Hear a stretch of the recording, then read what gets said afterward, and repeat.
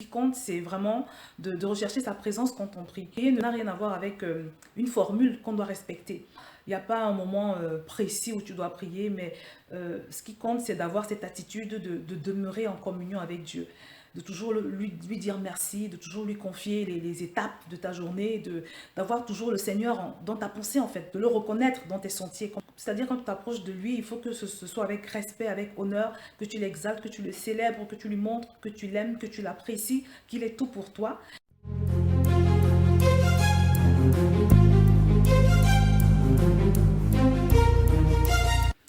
Bonjour à tous bien-aimés, bienvenue sur Vie TV pour l'émission Une parole pour vous.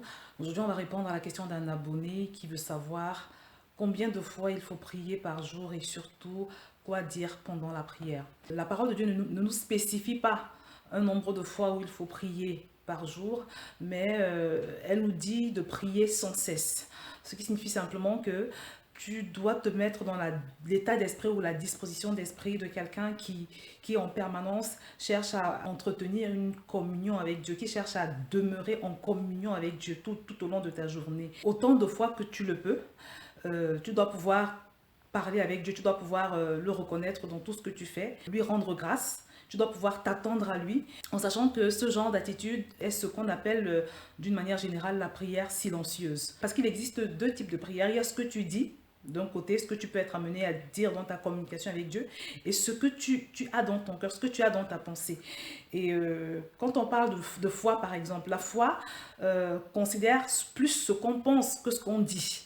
Cela signifie simplement que quand tu parles à Dieu, c'est-à-dire quand tu pries, quand tu élèves la voix dans la prière, ce qui est pris en compte, c'est ce que tu as dans ton cœur. C'est plus ce que tu as dans ton cœur que ce que tu dis.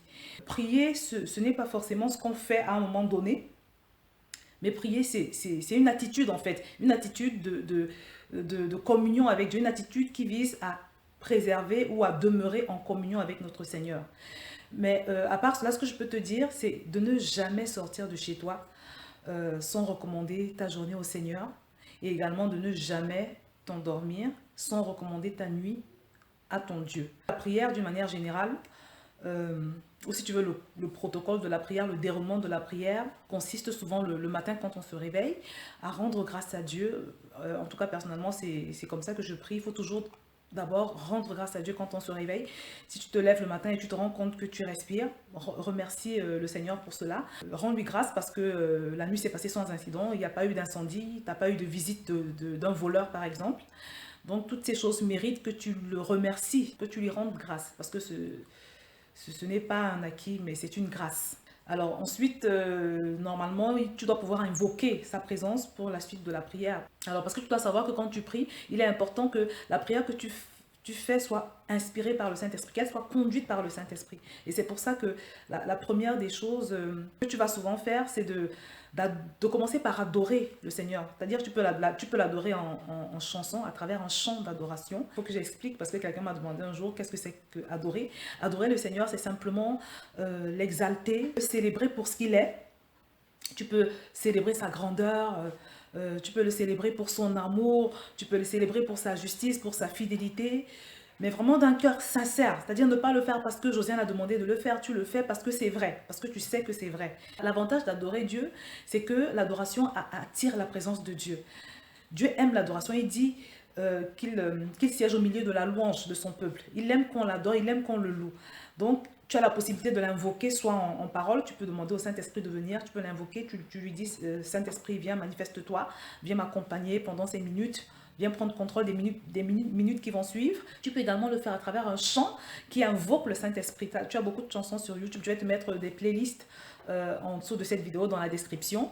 Tu peux invoquer le Saint-Esprit à travers ces cantiques d'adoration. Si tu ne sais pas adorer, si tu n'as aucun cantique d'adoration et que tu débutes tout juste dans la foi par exemple, tu peux te servir de ces cantiques d'adoration pour adorer Dieu. C'est-à-dire tu fais passer la musique, mais tu ne te contentes pas d'être dans l'attitude de quelqu'un qui écoute de façon passive. Il faut que tu sois en train de dire les paroles d'adoration, de la musique que tu seras en train d'écouter, que tu sois vraiment en train de les penser, que tu sois vraiment en train de les dire au Seigneur pendant ce temps d'adoration. Et comme je l'ai dit, c'est une façon d'invoquer son esprit. Parce que quand tu adores Dieu, il se manifeste.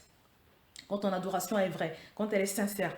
Une fois que le Seigneur est là, normalement, il te conduit, il te conduit. Toujours dans la prière, il doit y avoir un moment où tu t'élèves entre les mains de Dieu, où tu élèves ton être tout entier. Tu dois avoir un moment où tu soumets ta personne à la puissance et au contrôle du Saint-Esprit. C'est une prière que tu fais pour demander à Dieu la capacité d'y arriver pendant ta journée, dans tous tes défis, dans tes challenges, dans ce que tu avais l'intention d'entreprendre. Donc tu pries pour demander la capacité, parce que n'oublie pas que le Seigneur Jésus nous dit dans sa parole que sans lui, nous ne pouvons rien faire. Donc tu élèves ta personne à Dieu pour qu'il t'accorde la capacité d'y arriver dans tout ce que tu auras à faire. Ça peut être des projets, ça peut être également simplement la capacité de résister devant d'éventuelles tentations qui pourraient surgir devant toi. Tu pries pour pouvoir vraiment être ou faire ce que Dieu veut que tu fasses tout au long de cette journée. Tu peux invoquer son contrôle, invoquer sa présence, sa main.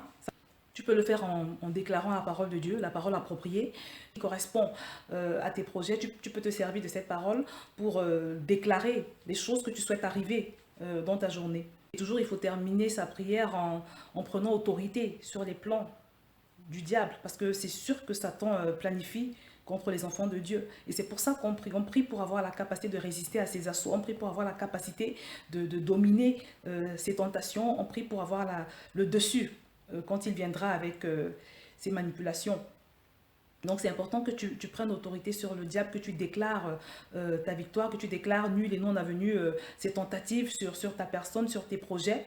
C'est très important que tu contrecarres toutes ces flèches, que par ta prière de foi, tu annules tous les plans de l'adversaire. Parce que de la même manière que Dieu a des plans pour toi dans la journée, de cette même façon, Satan également, il a des projets pour toi. Donc c'est très important vraiment de te remettre entre les mains du Seigneur, de tout lui confier, de te recommander ta personne, ton être tout entier entre les mains de Dieu, de lui recommander également ta famille, tes enfants, si tu en as, tous tes projets en fait, pour que tout soit vraiment sous la couverture de Dieu, sous sa protection. Et enfin, ne termine pas ta prière sans invoquer le sang de Jésus sur toi, sur ton corps, sur ton esprit, ton âme, toujours te couvrir dans le sang de Jésus. Alors pour toi qui ne sais pas prier, qui ne sais pas du tout quoi dire dans la prière, le conseil que je peux te donner, c'est que dans l'immédiat, apprends à reconnaître les bienfaits de Dieu dans ta vie, apprends à les compter. C'est-à-dire quand tu te réveilles le matin, même pas seulement quand tu te réveilles le matin, c'est-à-dire en tout temps et en toutes circonstances, reconnais le Seigneur dans tes entreprises. On va lire la parole de Dieu. Confie-toi en l'Éternel de tout ton cœur et ne t'appuie pas sur ta sagesse. Reconnais-le dans toutes tes voies et il aplanira tes sentiers. Apprends à reconnaître Dieu dans toutes tes voies, tout ce qui t'arrive de bien. Tu participes à une compétition et ça se passe bien, remercie le Seigneur. Dans tous les projets que tu parviens à mener à bien, remercie le Seigneur. Apprends à rendre grâce à Dieu pour tout.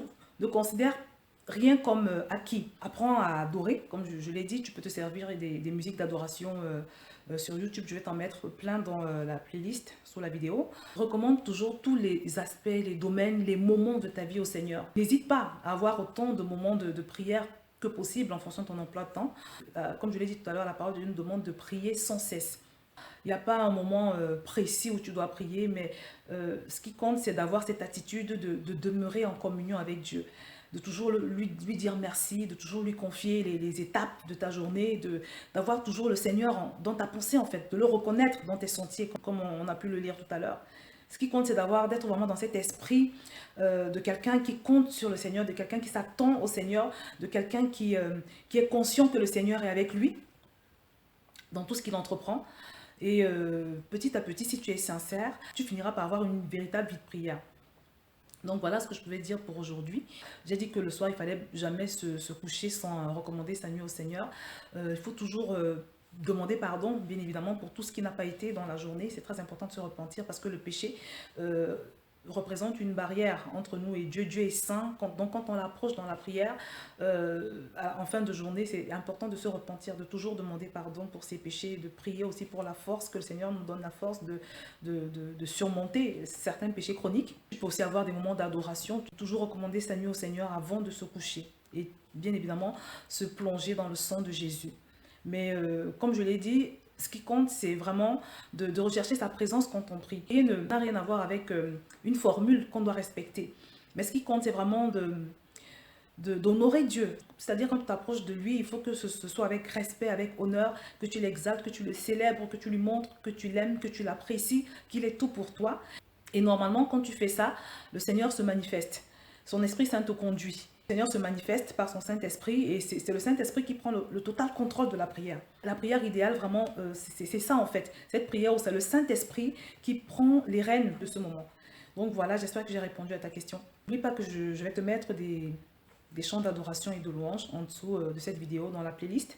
Je vais m'arrêter là pour aujourd'hui et je te dis à très bientôt sur VTV.